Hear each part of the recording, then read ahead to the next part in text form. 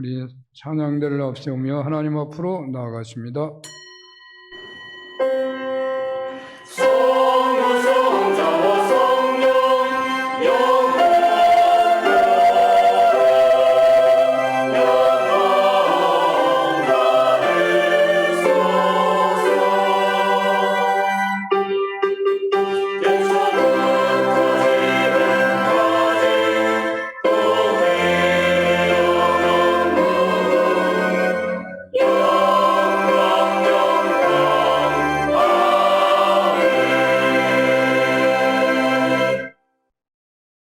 부활케 하사 하나님 우편에 앉히시고 모든 정사, 권세, 능력, 모든 이름 위에 뛰어나게 하시고 만물을 그 발 아래 복종하게 하시고 그를 만물 위에 있는 교회의 머리로 주셨느니라. 교회는 그의 몸이니 만물 안에서 만물을 충만케 하시는 자의 충만이니라. 아멘. 예수님의 십자가 보혈의 공로 힘입어 산음교회 공동체가 담대하게 하나님 앞에 부복하여 예배드리나이다. 성령님 임재를 소원하며 하나님의 말씀 의지하여 신령과 진리로 예배드리나이다. 저희 예배를 받아주시고 한 사람 한 사람 간절한 소원을 받아주시옵소서.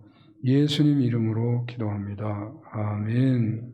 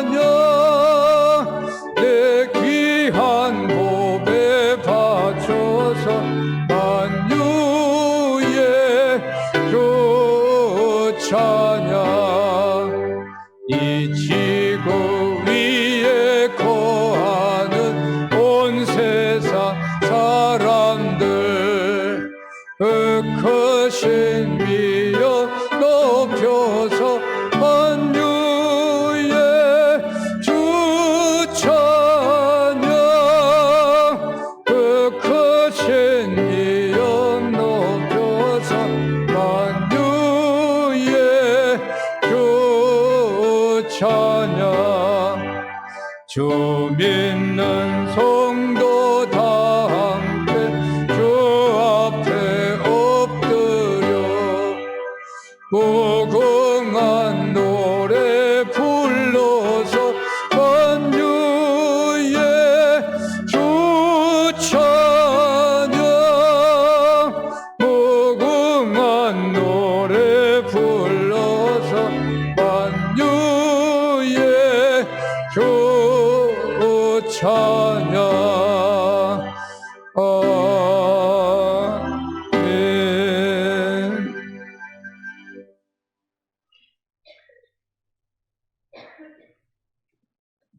태초에 말씀이 계시니라. 이 말씀이 하나님과 함께 계셨으니 그가 태초에 하나님과 함께 계셨고 만물이 그로 말미암아 지은 바 되었으니 그 안에 생명이 있었으니 이 생명은 사람들의 빛이라. 참빛 곧 세상에 와서 각 사람에게 비추는 빛이 있었나니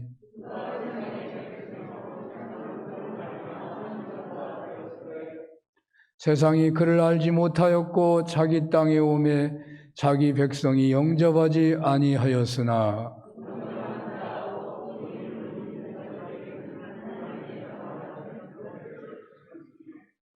이는 혈통으로나 육정으로나 사람의 뜻으로 나지 아니하고 말씀이 육신이 되어 우리 가운데 거하심에 우리가 그의 영광을 보니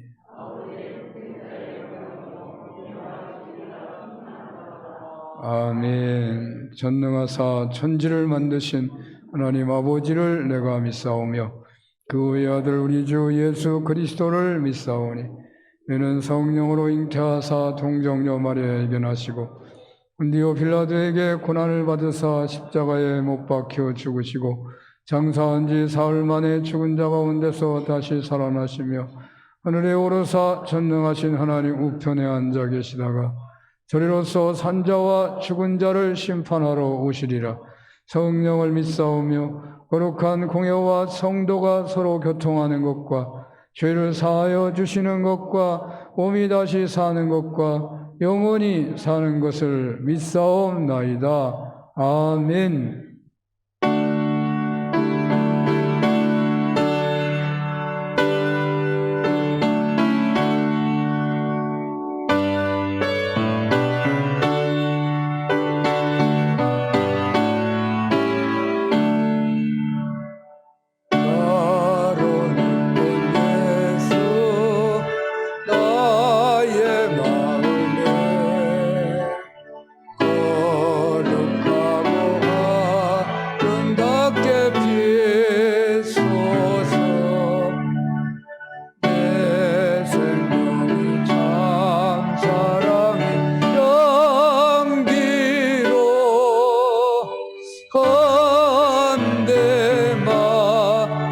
풍겨나게 하소서.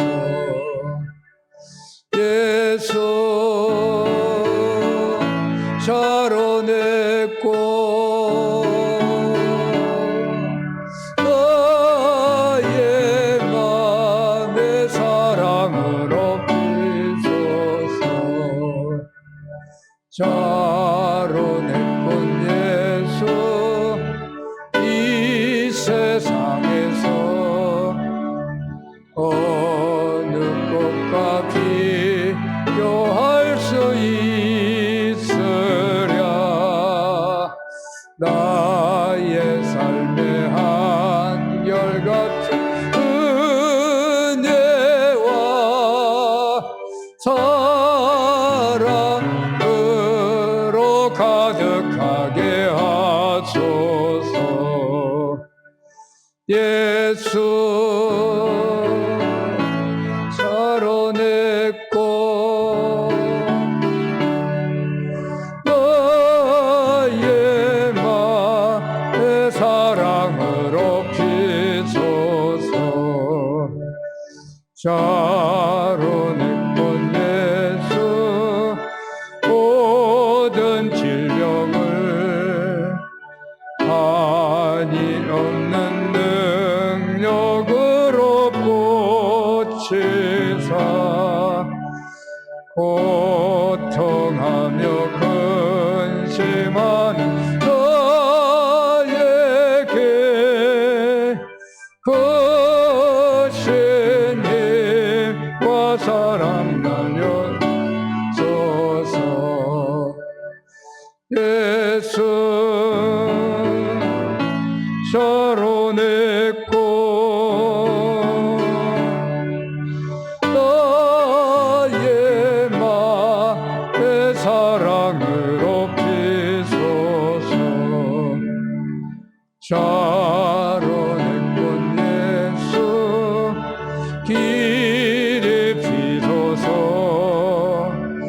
주의 영광이 땅 위에 가득해 천하 만민 주님 앞에 엎드려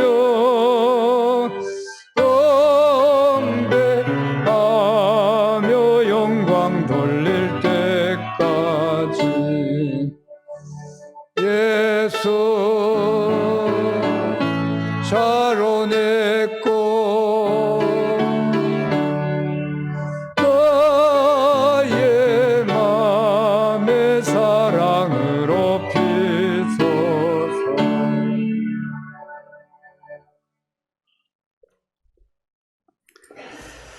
다 같이 하나님께 기도 올려드리겠습니다. 오늘 또 살아 역사하시는 전능하신 우리 하나님 아버지, 영광과 존귀와 찬양을 올려드리며 정성 다하여 예배하는 우리의 온전한 헌신을 받아 주시옵소서.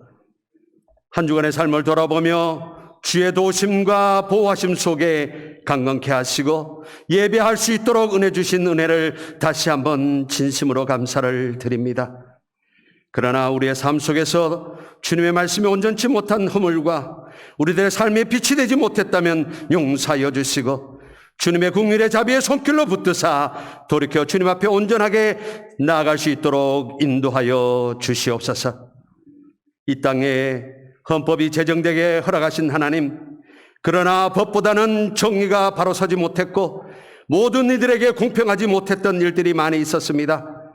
이 땅에 하나님의 공의가 퍼져지게 하시고 하나님의 사랑과 많은 사람들이 공평하게 평등함을 누릴 수 있는 귀한 은혜를 더하여 주시옵소서. 정치 지도자들이 자신의 권력과 자신의 사익과 정당의 모든 기득권만 앞세울 것이 아니라 진정으로 백성을 위하고 나라의 가르침을 온전히 인도해 나가는 지혜로운 저들이 되도록 도와주시옵소서.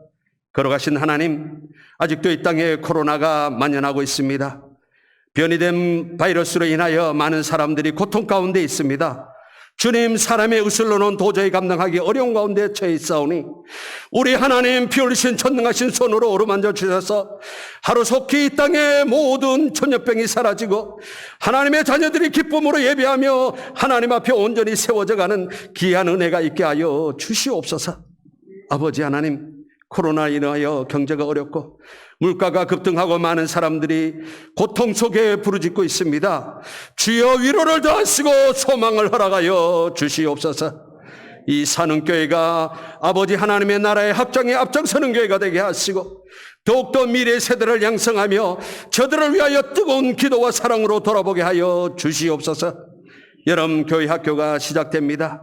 하나님, 사랑으로 관심으로 보살펴보며 기도하며 저들이 진정 믿음 안에서 바로 세워져가는 하나님의 일꾼들로 성장하도록 은혜 나누어 주시옵소서. 인도하시는 교사 선생님들 함께하는 모든 손길들을 함께 하셔서 강건한 가운데 교회 학교 모든 여름 행사가 무사히 마칠 수 있도록 은혜 나누어 주시옵소서. 특별히 사랑하는 담임 목사님과 부목사님 지켜주시고 하나님의 맡기신 사역에 조금도 어려움 없도록 성령의 능력으로 지켜주시옵소서. 오늘 또 강단을 통하여 내리시는 사랑하는 담임 목사님의 그 말씀의 능력이 우리들의 삶의 변화가 되게 하시고 소망이 되게 하시고 용기가 되게 하시고 아버지 하나님 이 땅에서 살아가는 믿음의 사람으로 부끄러운 능력의 말씀이 되도록 도와주시옵소서. 특별히 우리 사랑하는 성도들 가정가정마다 아버지 하나님 지켜주시되 특별히 우리 사는교회 노령에 계신 어른들이 많이 있습니다. 하나님, 무더운 날씨입니다. 지켜주시옵소서. 더위에 고통받지 않게 하시고 아버지 하나님 식사 잘하고 건강한 모습으로 주님 앞에 가는 그날까지 예배하며 찬송하며 믿음의 어른들 되게 하여 주시옵소서.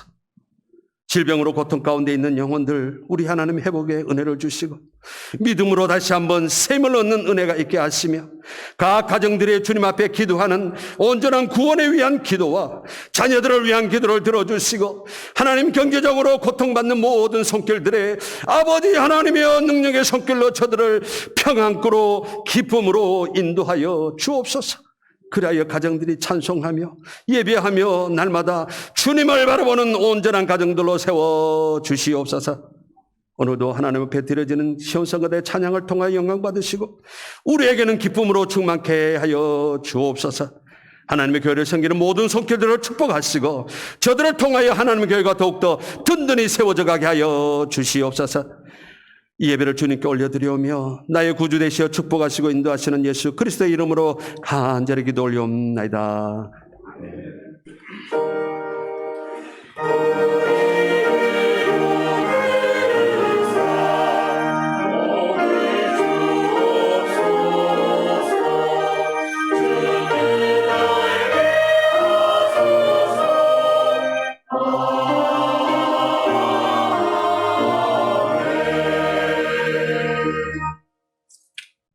봉독 말씀은 마태복음 16장입니다. 마태복음 16장 13절에서 20절을 봉독합니다. 마태복음 16장 13절에서 20절. 예수께서 빌립보 가이사라 지방에 이르러 제자들에게 물어 이르시되 사람들이 인자를 누구라 하느냐. 이르되 더러는 세례 요한, 더러는 엘리야, 어떤 이는 예레미야나 선지자 중에 하나라 하나이다. 이르시되 너희는 나를 누구라 하느냐. 시몬 베드로가 대답하여 이르되 주는 그리스도시요 살아계신 하나님의 아들이시니이다. 예수께서 대답하여 이르시되 바요나 시몬아, 네가 복이 있도다. 이를 내게 알게 한 이는 혈육이 아니요 하늘에 계신 내 아버지시니라. 또 내가 네게 이르노니 너는 베드로라.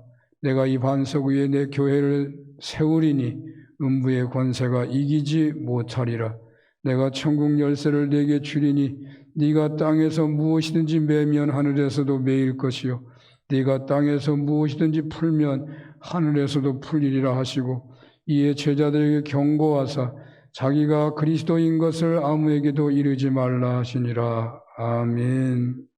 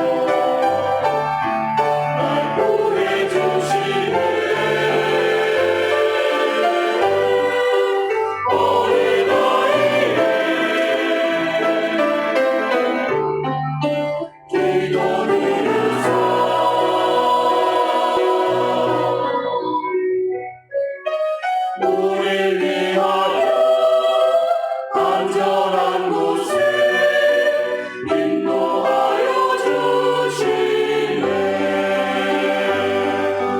우릴 위하여 안전한 곳에 인도하여 주시네.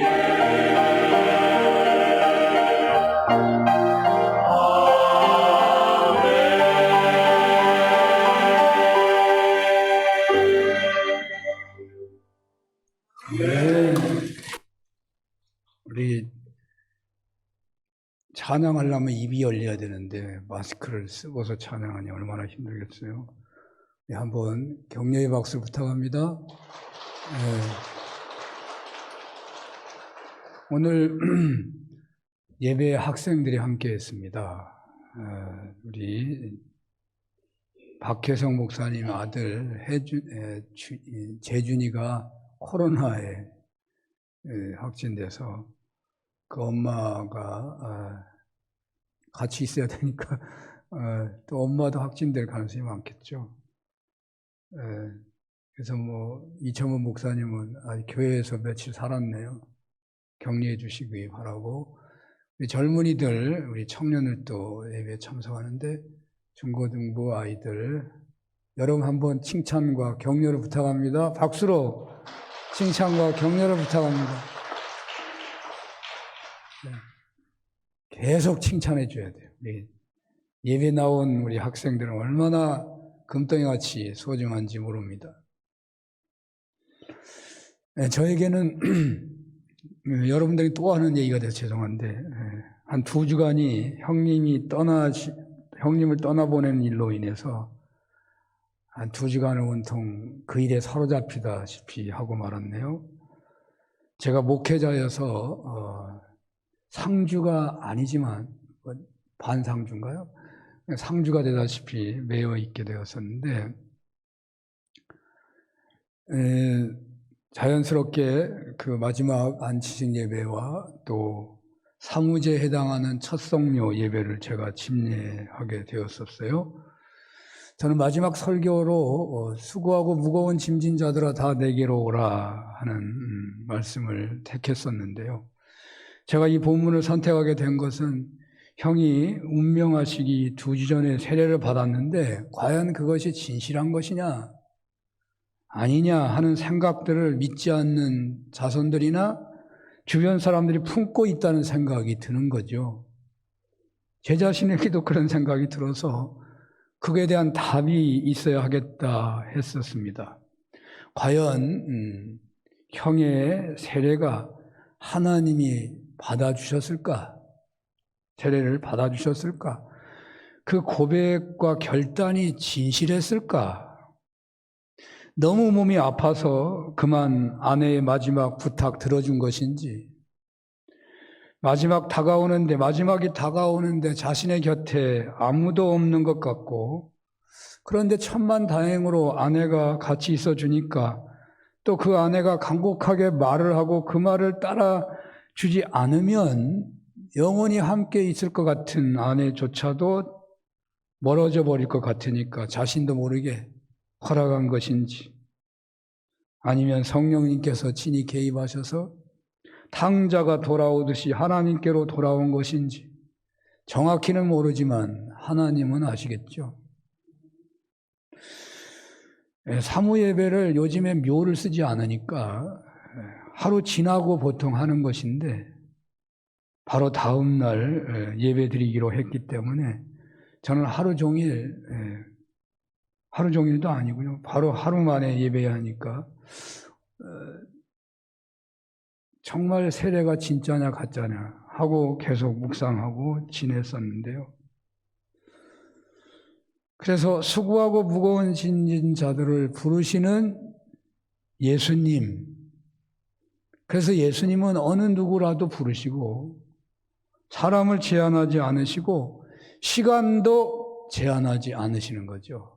어렸을 때든지 또 나이가 들었을 때든지 환경이 안 좋다든지 이런 조건은 전혀 없는 거죠. 죽기 직전에도 아멘하면 저는 되는 줄로 믿습니다. 그러니까 주님에게 나오기만 하면, 주님의 부르심에 응답하기만 하면 안식과 구원을 주신다는 말씀이잖아요. 수고하고 무거운 짐진 자들아 다 내게로 오라 그랬으니까요. 그런데 한 사람이 변한다는 것이 얼마나 힘든 것인지 우리도 내가 안 변하는 걸 알잖아요. 여러분도 잘 변해요? 정말 안 변해요.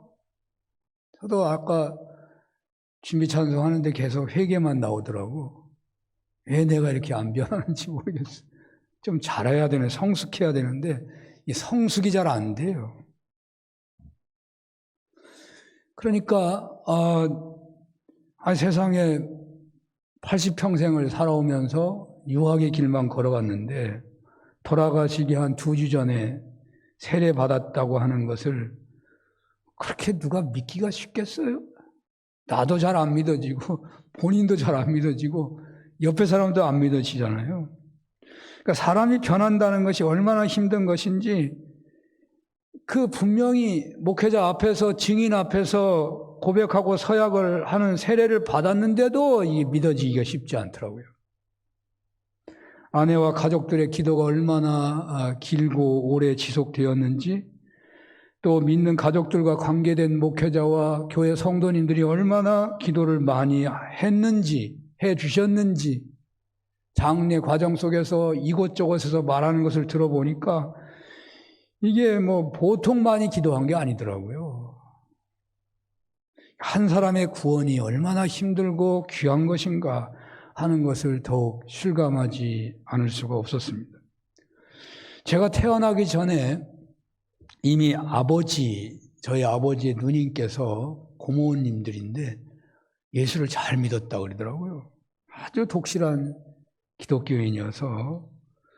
그런데 그 누나가 저희 아버지를 젖동량에서 키웠거든요. 할머니가 일찍 돌아가셨으니까. 그런 누나가 얼마나 동생을 애틋하게 생각하겠고 그 동생의 자녀들을 위해서 얼마나 간절히 기도했겠어요. 60년, 70년 이상 기도했고, 또 며칠 전부터 여러분들께서도 얼마나 기도해 주셨냐고요.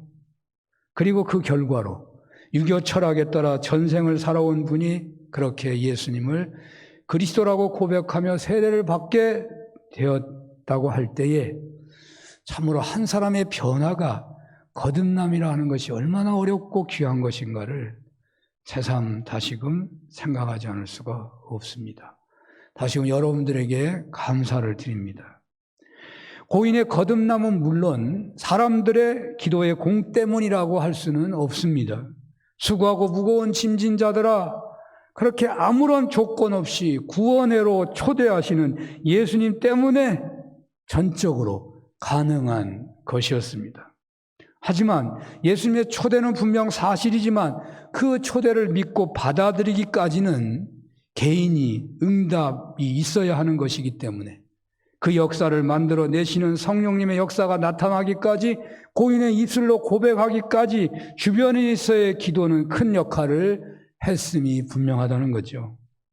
탕자가 돌아올 때 누가복음 15장에 따르면 아버지가 달려가 끌어안고 입 맞추고 제일 좋은 옷을 입히고 손에 가락지를 끼우고 새신을 신기고 살진 송아지를 잡고 큰 잔치를 베풀었습니다. 모두가 즐거워하고 있는 거죠. 한 사람의 변화를 하나님께서는 이렇게나 기뻐하신다고요. 오늘 본문에서 우리는 제자들의 놀라운 가치관의 변화를 접하게 됩니다. 예수님께서 너무나 기뻐하셔가지고 너무너무 좋아하셔서 그만 실수로 말씀하시는 것이 아닌가 해질 정도의 사건이 본문의 내용 같아요. 우리 자녀들이 조금이라도 성숙할 때 부모는 얼마나 기뻐하는지 모르죠. 3년을 따라다녔는데 그저 스승으로 알고 따라다니다가 제자들이 드디어 다른 사람 얘기하다가 베드로가 예수님은 그리스도입니다, 살아계신 하나님의 아들이십니다 라고 하니까 예수님이 너무너무 놀라고 너무너무 기뻐하시는 장면을 오늘 본문에서 보는 것이에요. 바요나 시몬아 네가 복이 있도다. 내가 내 이름 위에 내 교회를 세우리라. 이 말이요, 성경에 여기밖에 없어요. 이게 이보다 더 축복 있는 말이 아마 세상에 없을 거예요.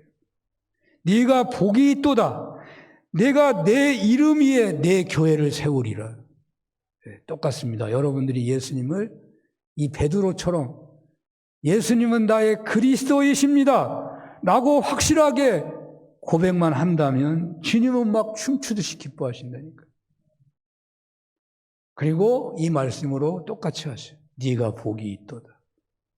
내 이름 위에 내 고백 위에 내 교회를 세우겠다.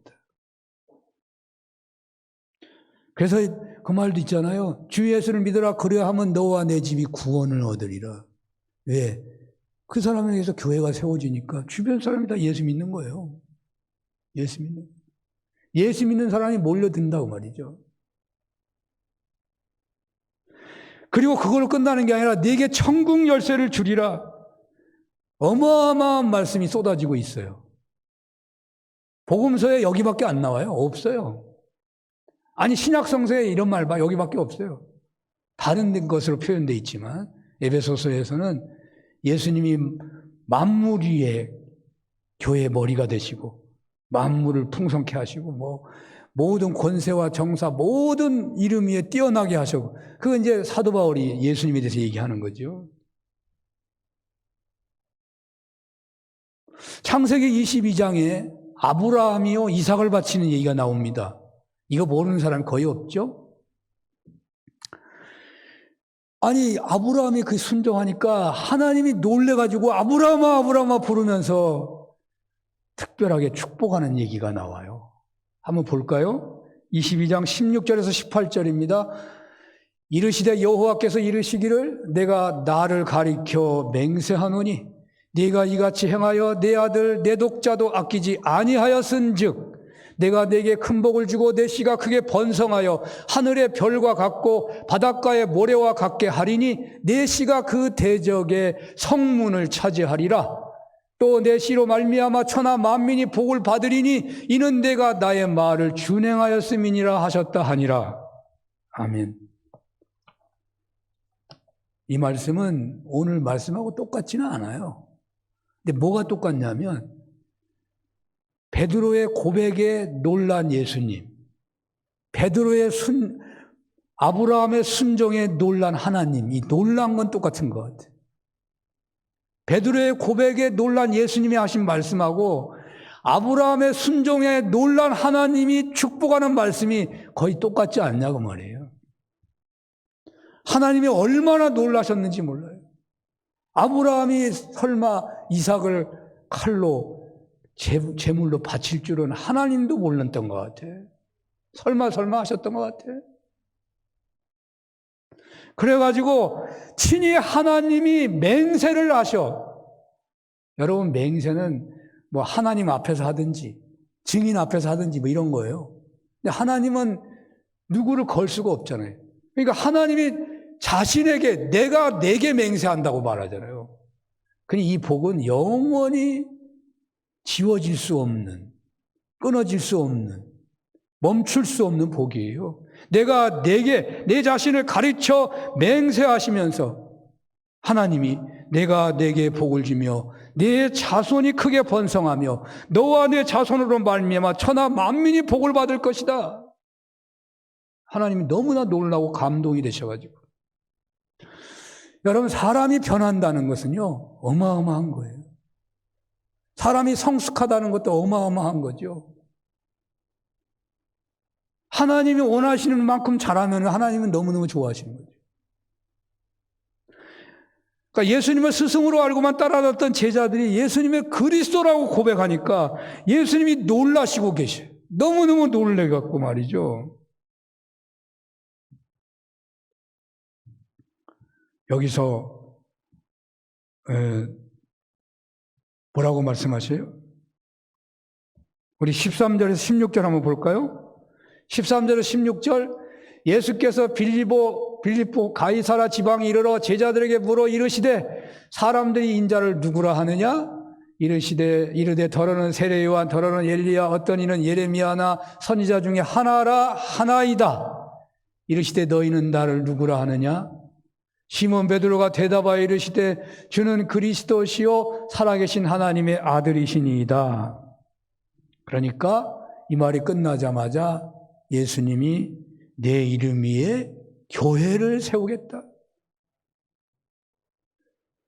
그리고 너에게 내가 천국 열쇠를 주고, 그리고 이곳에서 풀면 하늘에서 풀리고 이곳을 매면 하늘에서 매일 것이다. 이 어마어마한 말씀을 하고 계시잖아요. 예수님은 이방 땅에 가신 거예요. 지난번에도 이방 땅 얘기를 했는데 이 연속적인 거예요. 이방 땅에 왜 가셨는가?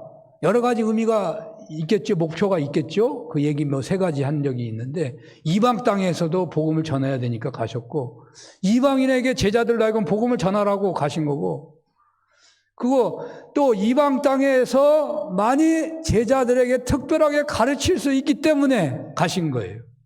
사실 여러분들 교회에 나와서 예배드리는 거 어찌 보면 이런 차원이 있는 거예요.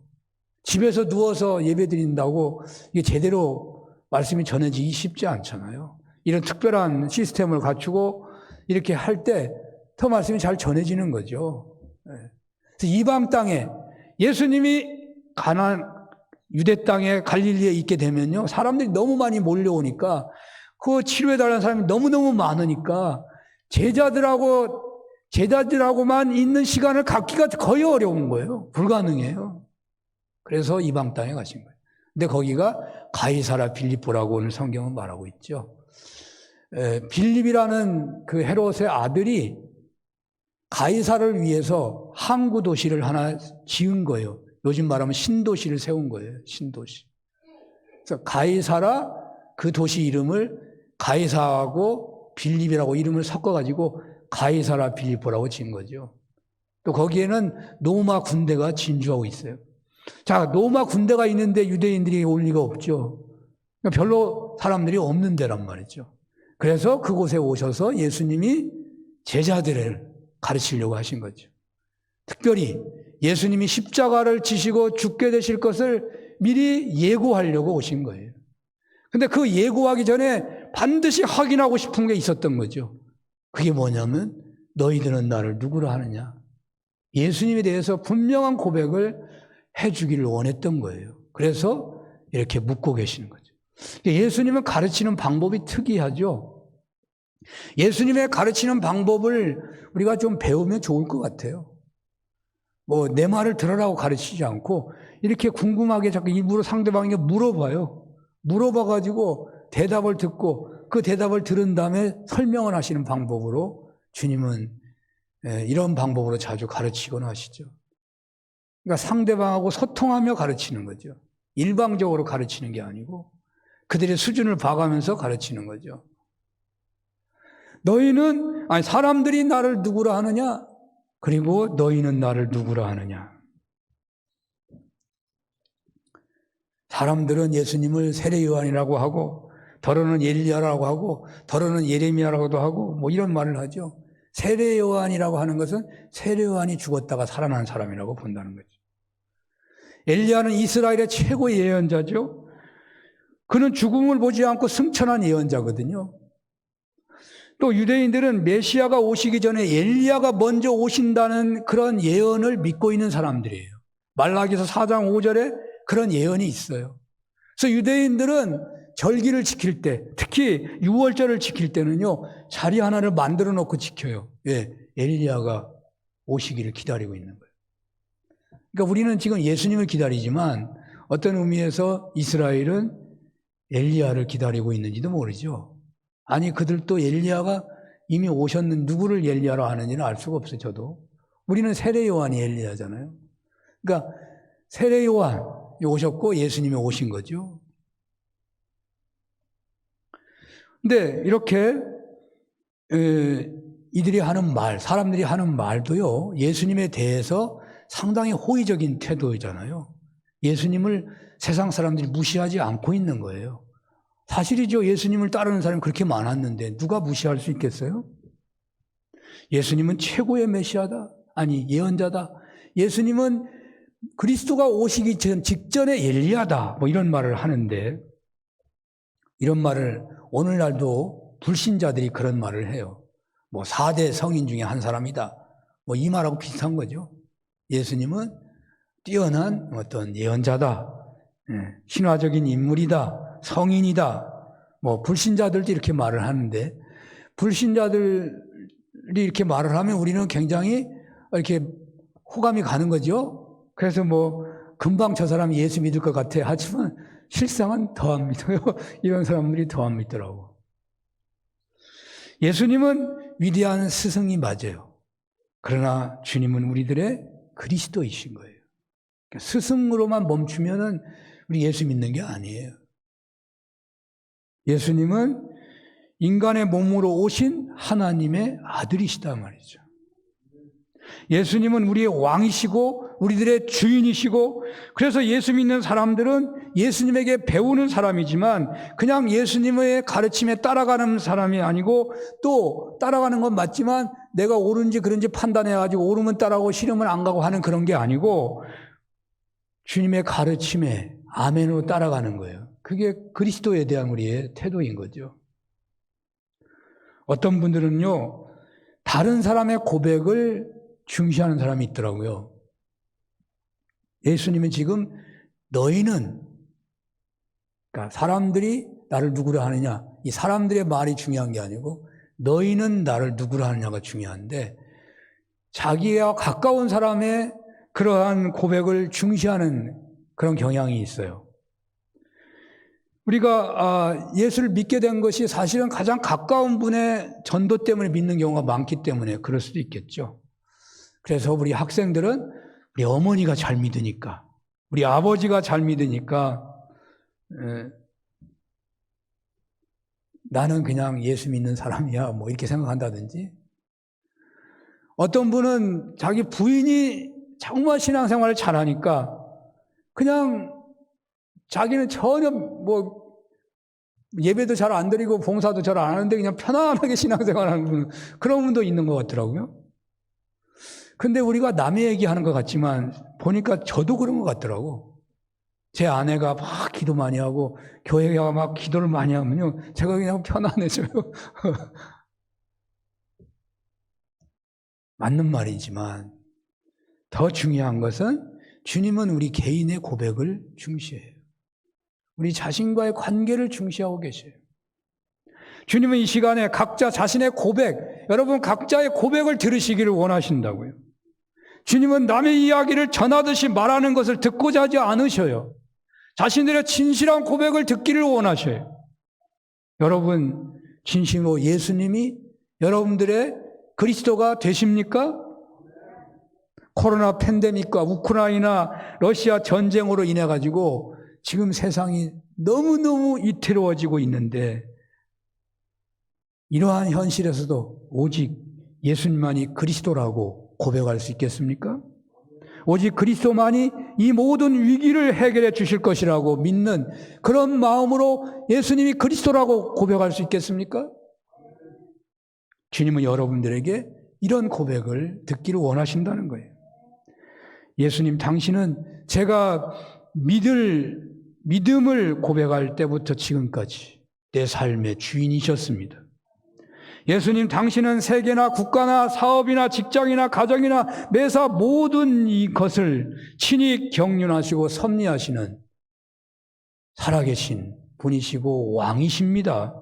예수님, 당신은 금년 한 해 동안도 수많은 굴곡이 있었지만 날마다 때마다 희노애락의 파도가 넘실대고 있었어도 여전히 우리의 주인이시고 왕이십니다.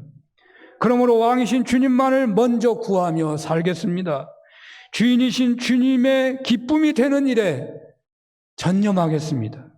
세상 삶이 중심이 아니라 예수님이 내 삶의 중심이 되도록 하겠습니다. 이 사람 저 사람 얘기 들으며 토론 중심으로 살지 않고 그리스도 대신 주님께 기도드리는 것을 중심으로 살겠습니다. 전문가 의견도 존중하지만 하나님 말씀이 있기에 더욱 힘쓰며 말씀 중심으로 살겠습니다. 이렇게 살아서 메시아이시고 전능하시고 살아계신 주님의 인도하심을 받으시는 여러분들 다 되시기를 축원합니다. 오늘 본문에서 두 번째로 생각하게 되는 것은 예수님께서 교회에 대해서 가르치시기를 원하신다는 거예요. 주님은 그리스도십니다 라고 고백을 했는데 주님이 그 고백 아래 가장 먼저 가장 귀중하게 하고 싶었던 말씀이 뭐였냐면 교회라는 거예요. 교회. 왜 그러겠습니까? 예수님이 너희는 나를 누구라고 물으신 그 이유가 뭐였냐면 예수님이 그 십자가를 지시게 된다는 사실을 제자들에게 말하려고 하는 순간에 이걸 물어본 거예요. 십자가를 지시기 직전에 지금 제자들에게 너희는 나를 누구라 하느냐고 묻고 계신 거예요. 여러분, 예수님이 십자가 지시고 부활하시고 승천하시면 이제 예수님의 일은 누가 해요? 제자들이 해야죠. 근데 제자들이 죽으면 누가 해요? 그 제자들이 해야죠. 그러면 그 제자들이 모이는 것이 뭐겠어요? 그게 교회다 그 말이죠. 교회. 예수님의 일은 누가 하느냐? 교회가 해야 되니까. 그러니까 예수님이 떠나시게 되기 직전에 십자가를 지신다 하는 것을 예고하기 직전에 교회에 대해서 얘기하실 수밖에 없는 거죠. 오늘 본문에서 주님은 베드로의 고백을 들으시고 바로 그 고백 위에 교회를 세우마라고 말씀하시죠. 교회를 세우겠다. 그리고 세상의 음부의 권세가 이기지 못하고 그 교회에 천국의 열쇠를 주어서 땅에서 무엇이든지 매면 하늘에서 매일 것이고 땅에서 무엇이든지 풀면 하늘에서도 풀릴 것이다. 그렇게 말씀하지. 이게 뭘 말하는 걸까요? 에베소서 2장에는 만물 위에 교회를 두셨다고 그랬어요. 그리고 그 교회가 세상 만물 속에 모든 만물을 풍성하게 하는 거라고 말하고 있어요. 그러니까요, 이 세상의 모든 하나님의 경륜과 섭리는 교회를 통해서 하신다. 하나님께서는 이 세상의 복을, 이 세상의 역사를 주장하실 때 교회를 통해서 하신다라는 약속이에요. 그래서 교회가 이렇게 해 주십시오 하면 하늘에서 그렇게 하신다는 거예요. 교회가 이것은 좀 없애주세요. 그럼 하나님이 하늘에서 없애준다는 거예요. 그러니까 교회가 세상의 하늘의 축복의 통로지만 동시에 교회는요, 이 세상의 모든 일에 최고의 책임이 있다고 알아야 돼요. 교회가 권세가 있다는 말은요, 교회가 책임이 있다는 말이에요. 언제나 똑같을 수는 없지만요, 이 세상이 악하고 추해지고 더러워지고 그런 것에 대한 최고의 책임이 어디 있냐? 교회에 있단 말이에요. 교회에 있단 말이에요. 그러니까 언제나 똑같은 건 아니에요. 그러나 대부분의 경우가 그런 거예요. 지금 오늘날 살기 어려운 현실이 책임이 어디에 제일 있느냐? 교회에 있다고 말이에요. 교회에서 매면 하늘에서 매일 것이고 교회에서 풀면 하늘에서 풀린다는 거예요. 천국의 열쇠를 베드로에게 주었다는 것은 또 어떤 의미일까요? 사도권을 강조할 때 이 말을 쓰거든요. 왜냐하면 교회는 사도가 있는 곳에 교회가 있기 때문에 그래요. 사도권이 인정된 사람만이 성찬식을 할 수 있고요. 사도권이 인정된 사람만이 하나님 말씀을 선포하는 거고요. 세례도 사도권이 인정된 사람이 하는 거거든요. 이것이 사도권을 중요점을 말하고 있는 것이죠. 오늘날은 좀 많이 변하고 있어요. 성령 중심의 교회, 오순절 계통의 교회는 전도한 사람이 그냥 세례를 베풀더라고요. 사실 제자들이 다 세례를 베푸는 거니까.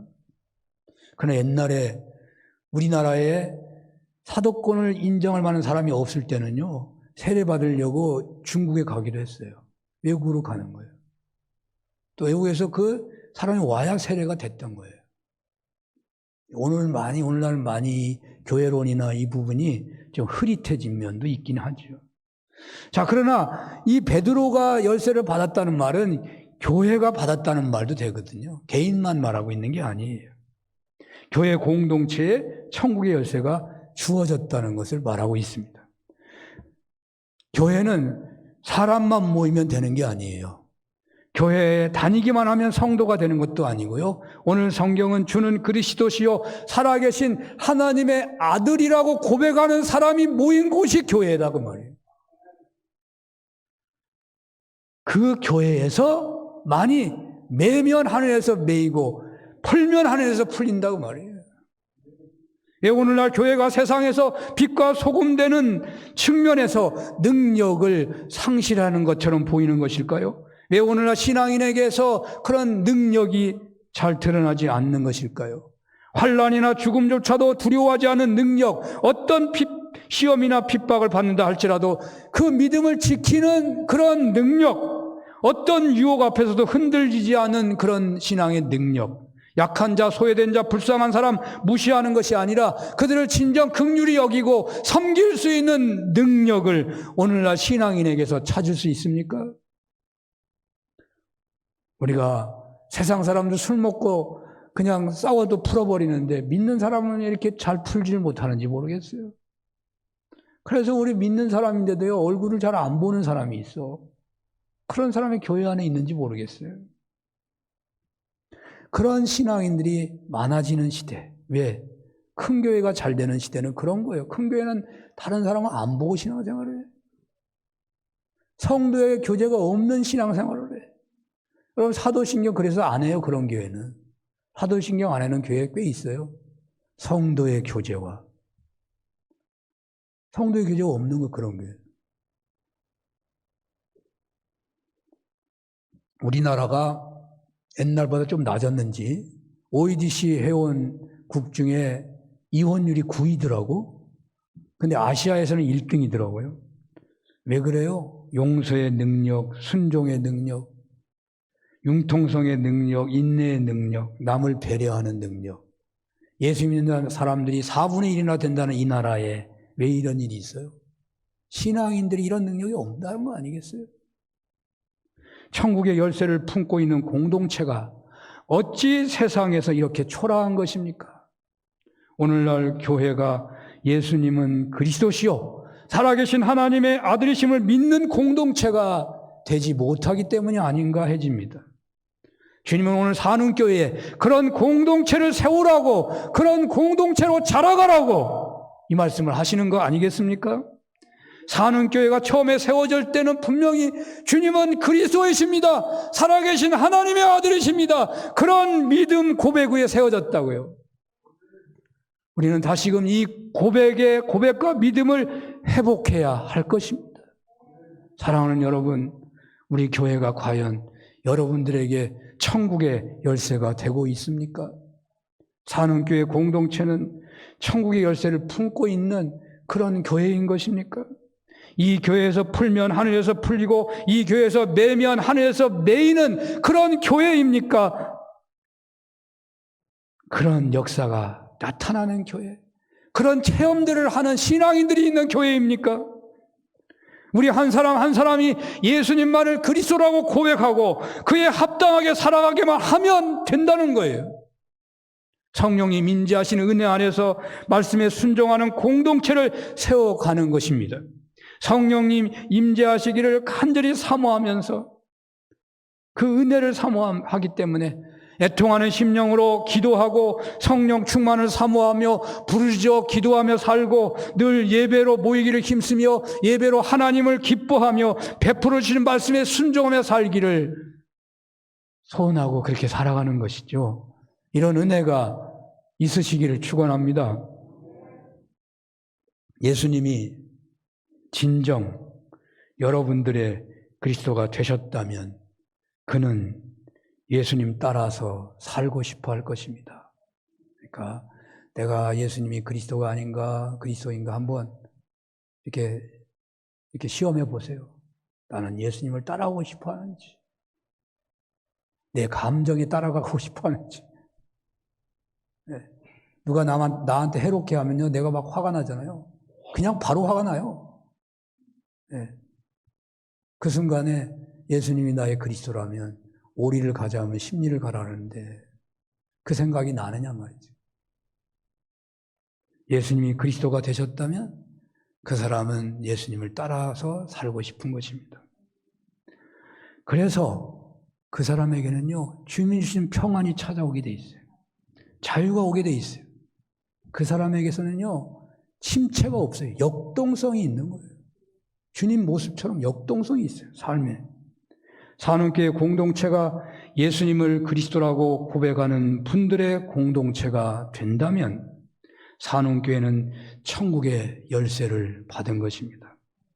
산업교회는 성도들의 소망이 됩니다. 모이고 싶은 천국입니다. 모든 세상의 문제에 대한 답을 받을 수 있는 공동체입니다. 악한 세상에서도 능력 있게 살게 해주시는 은혜의 전당입니다. 이런 은혜가 있으시기를 축원합니다. 기도하겠습니다. 하나님 아버지, 베드로의 고백과 베드로가 받은 축복을 사모합니다. 저희들에게 그 은혜를 주시옵소서. 예수님 이름으로 기도합니다. 아멘. 1절, 4절, 2절, 3절.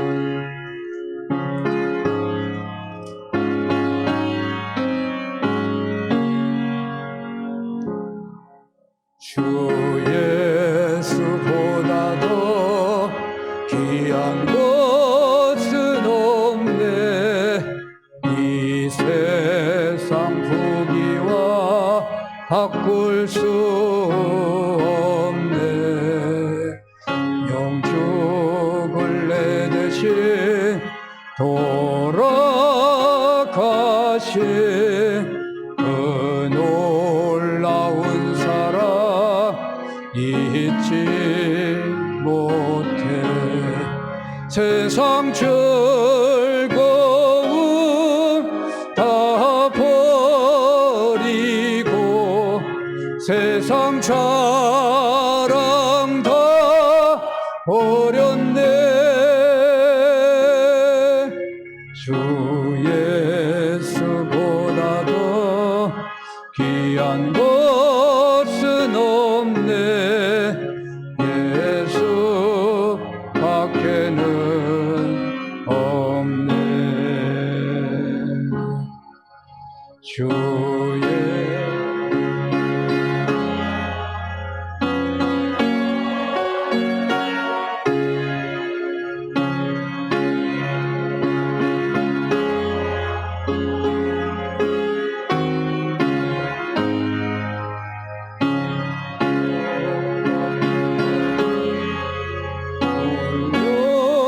올려와도 주 섬기는 내가 원치 않아. 세상 즐거움 다 버리고 세상 자랑 다 버렸네. 주 예수보다 더 귀한 것은 없네. 예수 밖에는 없네. 할렐루야. 하나님 아버지, 우리의 몸을 드리는 고백으로 11조와 감사와 주일원금, 기관원금, 일천번제, 성경원금, 모퉁이원금으로 드리오니 하나님 기뻐 받아주시고 나머지 아합을 친히 경영하여 주시고 고비고비 감사의 열매가 더욱 풍성케 하시고 어떤 상황에 놓여 있어도 주의 부르심 앞에 쓰임받는 손길들이 되게 하여 주시옵소서. 예배를 돕는 보이지 않는 모든 손길까지도 기뻐 받아 주옵소서. 예수님 이름으로 기도합니다. 아멘. 교회 소식을 전합니다. 생활영성 계속해 주시기 바라는데요. 지난번에 상을 받지 않으신 분들 받아가세요. 사무실에 있습니다. 나는 이름을 적지 않은 분도 계시더라고요. 그런 분들도 그냥 우리가 43분을 확정했습니다만은 더 많은 분들이 함께 하셨더라고요. 그런 분들도 받아가셔도 됩니다. 몇 개 남았더라고요.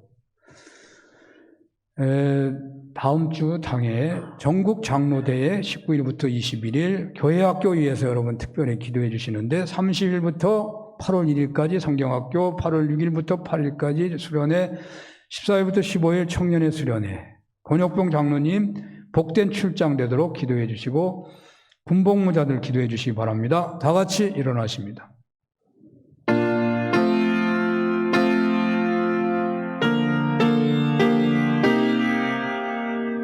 쌀국수 들고 가셔요.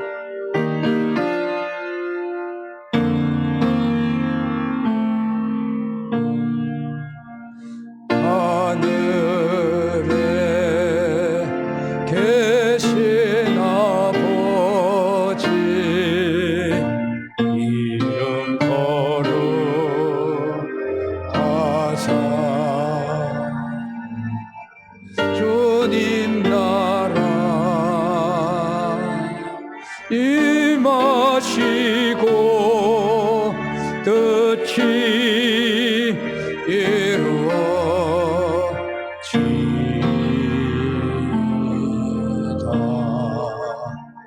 일용할 양식 주시고 우리들의 큰 죄 다 용서하옵시고 또 시험에 들게 마시고 악에서 구원하소서. 대개 주의 나라 주의 권세 주의 영광 영원히